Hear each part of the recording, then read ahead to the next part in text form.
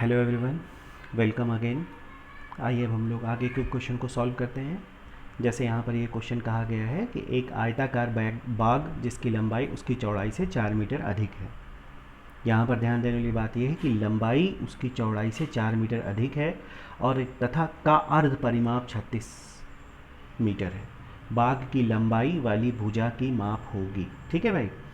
तो सबसे पहले देखिए यहाँ पे आप चौड़ाई मान लीजिए, इसको ब्रिथ कह रहे हैं। चौड़ाई मान लीजिए कि हमने माना x मीटर।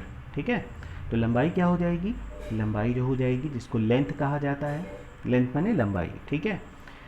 उससे 4 मीटर अधिक है, तो मतलब जाहिर सी बात है कि चौड़ाई से 4 मीटर अधिक हो गई, तो x + 4 मीटर हो गया। ठीक भाई। अब कहा जा रहा है इसका अर्ध परिमाप। आयत का परिमाप बराबर क्या होता है? आयत का परिमाप बराबर होता है, आयत का परिमाप का फॉर्मूला लिख लीजिए चाहे तो। परिमाप जिसको पेरीमीटर कहते हैं, आयत का परिमाप बराबर होता है 2 ब्रैकेट में l + b, यानी 2 ब्रैकेट में लंबाई धन चौड़ाई। ठीक है। अर्ध परिमाप कह रहा है तो इसका बटे 2 हो जाएगा, जाहिर सी बात है ना, काट देंगे तो क्या हो गया, लंबाई प्लस चौड़ाई आ गया। ठीक है। अर्ध परिमाप, और यहाँ पर कह रहा है अर्ध परिमाप 36 है, तो इसका मतलब क्या हो गया, देखिए इसका मतलब ये हो गया कि अर्ध परिमाप का मतलब लंबाई प्लस चौड़ाई, ये ठीक है, बराबर आपका 36 दिया है। और हमने क्या माना था बताइए? लंबाई जो है क्या माना था? चौड़ाई से 4 मीटर अधिक थी, तो चौड़ाई हमने माना था x, और लंबाई क्या माना था? x + 4, ये माना था ना, बराबर 36। बस आपकी इक्वेशन तैयार हो गई। ऐसे ही इसी से सॉल्व हो जाएगा ये। कैसे सॉल्व होगा देखिए, हम ऊपर सॉल्व कर दे रहे हैं। x में x जोड़िए तो हो जाएगा 2x + 4 बराबर 36। 2x बराबर 4 को इधर ले आइए, 36 में से 4 घटेगा क्योंकि यहाँ प्लस है, तो ये हो जाएगा 32, और x बराबर आ जाएगा 16 मीटर। ठीक है।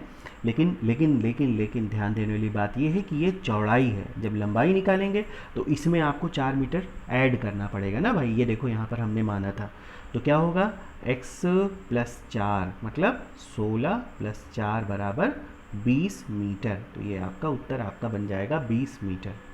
ठीक है। चलिए आगे चलिए क्वेश्चन पे देखिए। अगला क्वेश्चन है आपका x पाई है एक अपरिमेय संख्या। इसको हमेशा याद कर लीजिए।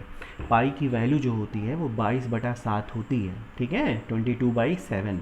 लेकिन अगर आप इसको सॉल्व करेंगे ना तो ये पॉइंट में आता हुआ चला जाएगा, मतलब कि ये आपका आगे बढ़ता हुआ चला जाएगा। ये मतलब इसको कहते हैं आपका, क्या कहते हैं, अपरिमेय संख्या कहते हैं। ठीक है। नॉन टर्मिनेटिंग और नॉन रिपीटिंग। ठीक है। ये नॉन टर्मिनेट करेगा, टर्मिनेट नहीं करेगा कहीं पर, टर्मिनेट, नॉन टर्मिनेट नंबर है ये है। आगे आप 3.16 ऐसे कैलकुलेटर पे करिएगा तो ये आगे आता हुआ चला जाएगा ये। ठीक है। इसीलिए 22/7 जो है वो, या पाई एक अपरिमेय संख्या मानी जाती है। अगर आप जानना चाहेंगे, इसके बारे में पढ़ना चाहेंगे तो बताइएगा, हम आपको डिटेल्स में इसके बारे में, परिमेय और अपरिमेय संख्याओं के बारे में बताएंगे कि अपरिमेय संख्या क्या होती है, परिमेय संख्या क्या होती है। ठीक है। अब देखिए, अब हम लोग चलते हैं अगले क्वेश्चन पे। तो इसका उत्तर हो गया कि पाई जो है वो एक अपरिमेय संख्या है। ठीक है। आगे क्वेश्चन है, ये घातांक और करणी का क्वेश्चन है एक्चुअली। ये यहाँ पे कहा जा रहा है, देखिए 9, और जिसे पावर क्या दिया गया है, घात क्या लगाई गई है, घात लगाई गई है 9, जिस पे घात है 2x - 1 बराबर 2 की घाते 5। 2 की घाते 5 का मतलब क्या होता है, 1 2 3 4 5, 2 5 बार गुणे में, 2 दूनी 4, 4 दूनी 8, 8 दूनी 16, और 16 दूनी 32 ना, 32, यहाँ 32 लिख लीजिए। और ये क्या दिया है, -5 दिया है ना। उसके बाद 9, यहाँ पर 2x - 1 आ गया आपका। 32 में से 5 घटाइए, कितना बचेगा, 12 में से 5 गए 7, 27 ना भाई, 27 हो गया। अब देखो यहाँ पर इम्पोर्टेंट बात ये है कि ये जो 9 है तुम्हारा, ये भी पूर्ण वर्ग संख्या है। और किस संख्या का वर्ग है ये है 3 का वर्ग। ठीक है, 3 का वर्ग, 3 पे पावर 2। अच्छा, अब यहाँ पे 3 पे पावर 2 तो हमने चढ़ा लिया। अब इसका क्या होगा, ये आप ब्रैकेट में वैसे ही लिख दो, 2x - 1। ठीक है। और यहाँ पर क्या करो, 3 की पावर 3 दे दो। 3 की पावर 3 का मतलब क्या, 27। अब देखो यहाँ पर गौर करने वाली बात ये है कि ये 3 और ये 3 बराबर हो गया, दोनों इक्वल के साइड में है। इसको रूल्स के हिसाब से इसको लीव कर दो, और जो आपके पास संख्या बची वो क्या बची, यहाँ पे बचा 2 ब्रैकेट में 2x माइनस 1, और फिर यहाँ क्या बचा 3।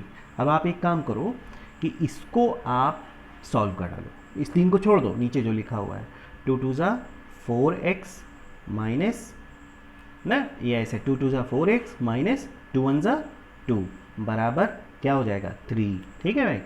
अब यहाँ पर 4x माइनस 2 इधर आया 5x इज इक्वल टू 5/4, यही आपका उत्तर हो जाएगा 5/4। ठीक है। आप लोग जो है सॉल्व करते वक्त जो है पेन और अपनी कॉपी लेकर के बैठिए, तभी बेहतर रहेगा। ठीक, चलें आगे क्वेश्चन पे आ जाइए। अगला क्वेश्चन है सबसे छोटी अभाज्य संख्या। सबसे छोटी अभाज्य संख्या क्या होती है, 2। यहीं पर हम आपको बता दे रहे हैं सबसे छोटी प्राकृतिक संख्या क्या होती है, सोच के बताइए। सबसे छोटी प्राकृतिक संख्या होती है 1। जी ठीक, ठीक कहा आप लोगों ने।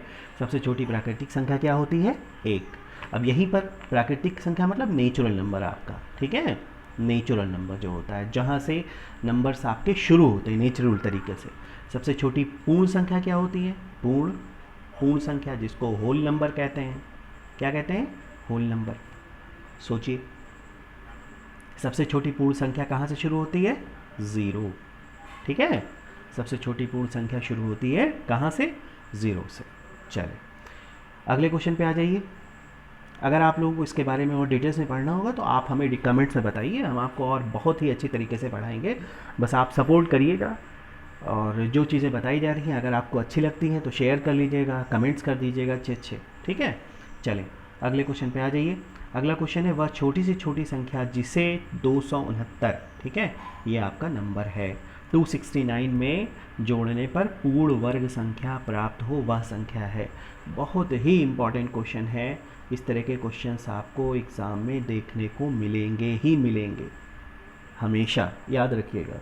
ये हर जगह हर कंपटीशन में आता है और आपको आपको क्वेश्चन को सॉल्व करने का तरीका मैं बता रहा हूँ। सबसे पहले देखिए इस क्वेश्चन को सॉल्व करने का तरीका ये होता है कि आप इसके लिए ऐसे एक लाइन खींचिए, यहाँ पर आप 269 लिख लीजिए। जैसे आप लोगों ने क्लास 8 में पढ़ा होगा वर्गमूल निकालना, ठीक है, वैसे ही चीज़ें आपको यहाँ पे करना है। क्या करना है, बाएं साइड से 2 2 का जोड़ा बना लेना है। यहाँ 2 का जोड़ा बन गया, यहाँ एक अकेली संख्या है इसलिए 1 का जोड़ा बन गया। अब टेबल पढ़िए, स्क्वायर में टेबल पढ़िएगा। 1 का पढ़ा 1 बार, 2 का पढ़ा 2 बार, 3 का पढ़ा 3 बार। अगर हम 2 का पढ़ा 2 बार पढ़ेंगे तो 4 हो जाएगा। 2 का पढ़ा 3 बार नहीं पढ़ सकते, 1 का पढ़ा 1 बार पढ़ लीजिए, क्योंकि 1 एकम 1 होता है, 1 1 ज़ा 1 होता है। यहाँ पे लेके आइए, 1 आ गया, ये 1 नीचे डाल दीजिए, यहाँ पर जोड़ लीजिए, इसको 2 हो जाएगा। ठीक है, अब आप 69 उतार लो, इसे 2 पेयरिंग में उतारना, अकेले नहीं। आगे 169 आ गया। अब ये देखो कि यहाँ पर कितनी बार में जाएगा, ठीक है, ये आपका कितनी बार में जाएगा। अब आप इसको देखो अच्छे से।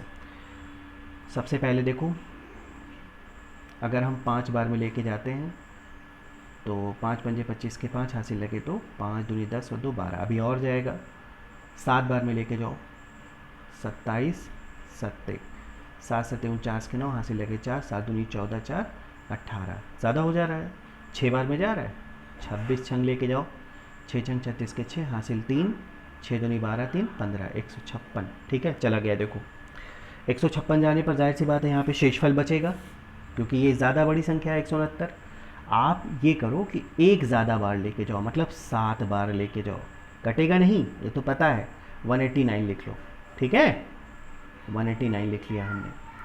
अब देखो कटेगा तो नहीं, लेकिन ये देखो कि इस संख्या में कितना कम पड़ रहा है, कितना कम पड़ रहा है, 189 है ना, ठीक है, 169, जाहिर सी बात है इसमें 20 की कमी है इस संख्या में, तो जाहिर से यही आपका उत्तर हो जाएगा। ठीक, आपका उत्तर जो हो जाएगा वो आ जाएगा 20, मतलब 269 में अगर आप 20 जोड़ दो यहाँ पर तो ये पूर्ण वर्ग संख्या बन जाएगी।